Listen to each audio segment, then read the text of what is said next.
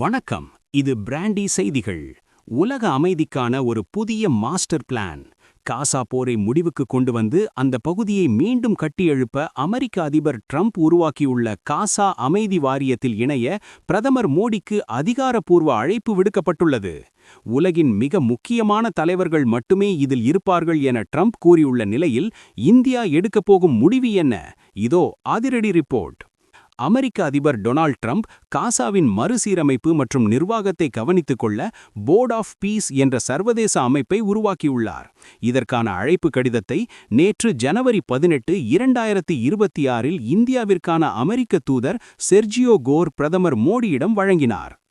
இந்த வாரியத்தின் முக்கிய நோக்கங்கள்: நிர்வாகம், ஹமாஸ் அமைப்பிடமிருந்து காசாவின் அதிகாரத்தை பறித்து அதனை ஒரு தொழில்நுட்ப குழுவிடம் ஒப்படைப்பதை கண்காணித்தல்.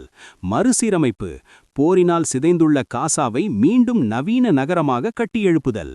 பாதுகாப்பு, காசா பகுதியில் இனி ஆயுதமேந்திய குழுக்கள் உருவாகாமல் தடுப்பதற்கான பாதுகாப்பு கட்டமைப்பை உருவாக்குதல். யார் யார் இதில் உள்ளனர்? இந்த வாரியத்தில் இந்தியா மட்டுமன்றி பாகிஸ்தான், துருக்கி, எகிப்து, கனடா, அர்ஜென்டினா உள்ளிட்ட நாடுகளுக்கும் அழைப்பு விடுக்கப்பட்டுள்ளது. ஹங்கேரி போன்ற நாடுகள் ஏற்கனவே இதில் இணைய சம்மதம் தெரிவித்துள்ளன. இந்த திட்டத்தில் ஒரு சுவாரஸ்யமான மற்றும் விவாதத்திற்குரிய ஒரு அம்சம் உள்ளது: உறுப்பினர் கட்டணம். இந்த வாரியத்தில் நிரந்தர உறுப்பினராக இருக்க வேண்டுமானால் அந்த நாடு காசா மறுசீரமைப்பு நிதியத்திற்கு $100 கோடி, சுமார் 8300 கோடி வழங்க வேண்டும் என ட்ரம்ப் நிபந்தனை விதித்துள்ளதாக தகவல் வெளியாகியுள்ளது. அவ்வாறு நிதி வழங்காத நாடுகள் 3 ஆண்டுகளுக்கு மட்டுமே உறுப்பினராக இருக்க முடியும். இந்தியா ஏற்கனவே பாலஸ்தீனத்திற்கு மனிதாபிமான உதவிகளை வழங்கி வருவதால் இந்த வாரியத்தில் இணைவது குறித்து வெளியுறவுத்துறை அமைச்சகம் தீவிரமாக ஆலோசனை நடத்தி வருகிறது. ஏன் மோடிக்கு இந்த அழைப்பு முக்கியம்?